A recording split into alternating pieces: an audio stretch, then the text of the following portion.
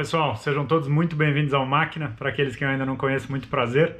Meu nome é Thiago Kifuri. Hoje é dia da gente falar do Corvette Z06. Quero compartilhar algumas coisas com vocês, algumas coisas que vão acontecer muito em breve, que eu tenho certeza que vocês vão curtir. Bora? Mas vamos fazer o seguinte, vou pegar o carro, vamos ali pra gente trocar uma ideia. O Corvetão tá aqui, tá parado há uns 10 dias já. Mercedes está aqui do lado. Oh, vocês não vão acreditar. Vocês acreditam que a Mercedes parou de vazar água?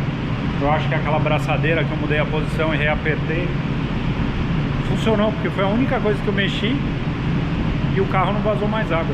Então, não vamos mexer mais até vazar de novo. Ah, e antes que o pessoal comente, sim, tem água no reservatório. Tem gente que pode falar, né? É, TK, mas também não vazou água porque acabou a água de lá de dentro. Ó, quando o carro fica parado há muito tempo, eu venho desse lado aqui nele, tem um fusível que é esse daqui, eu tiro ele, que é o fusível da bomba, e aí eu vou bater arranque com a bomba de combustível desligada, justamente para subir a pressão de óleo que fica ali do lado. Então ele vai girar o motor, ó, sem combustível, ou seja, não tem queima dentro da câmara de combustão, aí beleza. Aí eu vou lá, ó como a pressão já ficou, ele tá baixando agora a pressão, ó. Tem gente que pode achar que isso é bobeira, mas o que eu fiz aqui foi basicamente garantir que no motor do carro tivesse pressão de óleo, ou seja, óleo em todo o sistema e o sistema pressurizado. Ok, de volta. Capô de Opala, né, que eu brinco, que abre pra frente, né, como a maioria dos Opalas. Aí aqui agora, ó, ignição, deu vida, e aí pronto, o motor já gira aí com uns quase 60 PSI, eu acho, quer ver? 68 PSI, ó, quase 70. Acelera um pouquinho, ó, pressão de óleo subindo a 73, 75, 80. Uma coisa que acontece quando o óleo tá frio, ele fica com a, vamos dizer, com a especificação dele mais denso. Então por isso que a pressão de óleo sobe muito.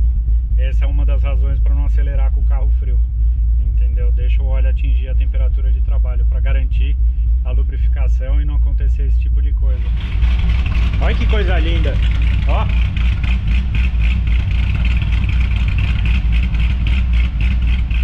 Bom, e aí é o seguinte, meus amigos, que eu gostaria de bater papo com vocês. Eu tive nessas últimas semanas pensando bastante em algumas coisas relacionadas a esse carro. Esse carro, quando eu paro para pensar historicamente, como é que surgiu, e para quem é mais novo no canal.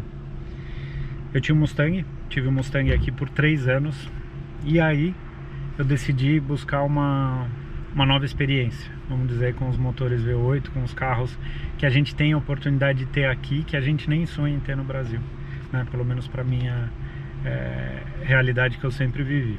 E aí quando eu vendi o Mustang, uma das coisas que eu mais fiquei pensando foi o seguinte: eu falei, caramba, eu tive um carro dos sonhos, foi meu primeiro carro zero que eu tive, e eu não fiz nem metade das coisas que eu tinha vontade de fazer com o carro.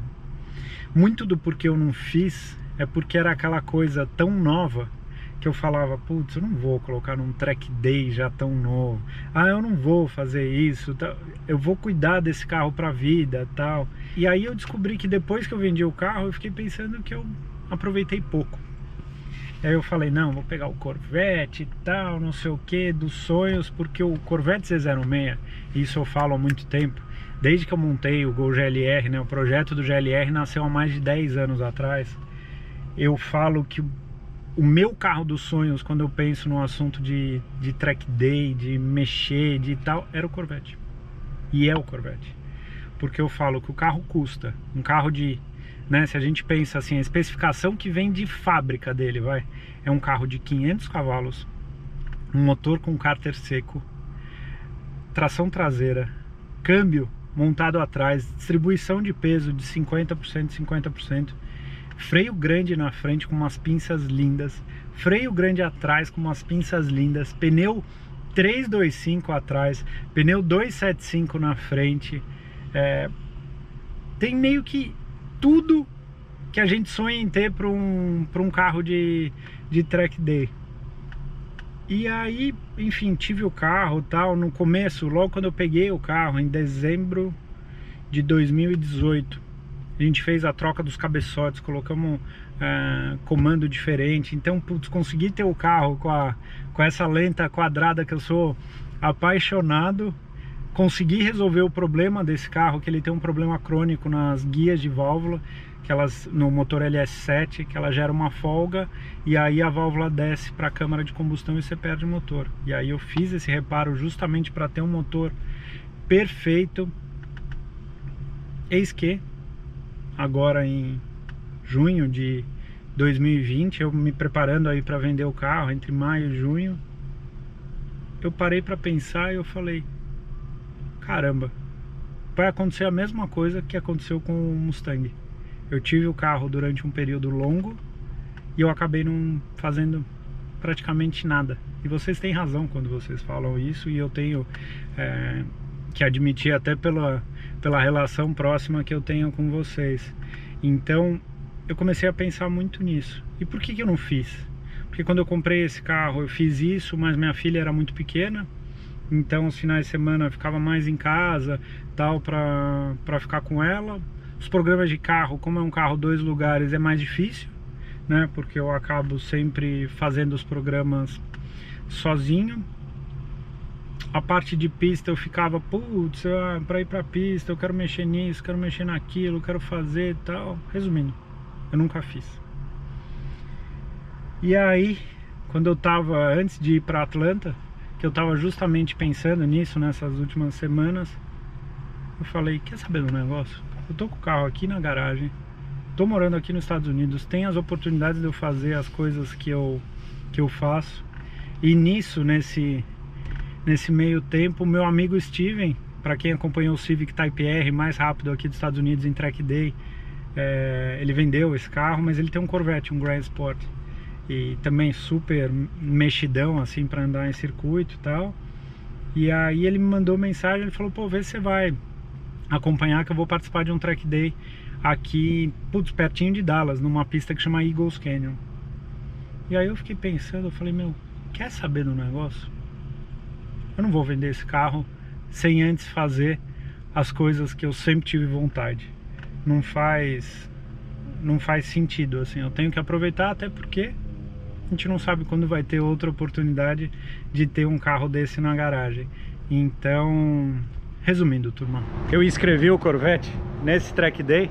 Daqui a exatos 10 dias eu vou para a pista com ele, mas antes de ir para a pista com esse carro eu vou fazer algumas modificações, e a primeira delas eu já vou dar uma palhinha do que vai rolar. E aí tem essas coisas que eu falo que são meio destino, né? Eu entrei esses dias no Facebook Marketplace, falei, deixa eu ver se eu encontro alguma coisa de banco concha pro Corvette, porque não dá para dirigir esse carro na pista com esses bancos, eles são bem ruins, você fica jogando de um lado pro outro. Tem que ter um banco concha para eu conseguir ter uma posição, dirigir melhor e conseguir ter uma firmeza no corpo maior. Eis que entrei na internet, e vocês acreditam que tinha um cara vendendo o que eu vou mostrar para vocês a 5 minutos aqui de casa, que é essa base, que aqui basicamente você faz o que? Você tira o banco original e nos furos você parafusa esse plate, né, essa base que tem, e aqui vai apoiado aquela faca lateral do banco concha. Ela é presa aqui, ali, aqui é preso o cinto de segurança, e ela é para o Corvette C6. E então, antes de pensar em mandar o Corvette embora, vender ele, eu vou para a pista com ele daqui a 10 dias. Vou colocar banco concha, tem algumas outras coisas que eu tô preparando aqui, mas eu preciso matar essa vontade antes de pensar na possibilidade desse carro ir embora. É isso que eu posso garantir para vocês, é que nas próximas semanas a gente vai ter muito conteúdo legal com Corvette, porque eu tô preparando também umas outras coisinhas aí, tá bom? Grande abraço a todos, valeu, espero que vocês tenham curtido, tchau!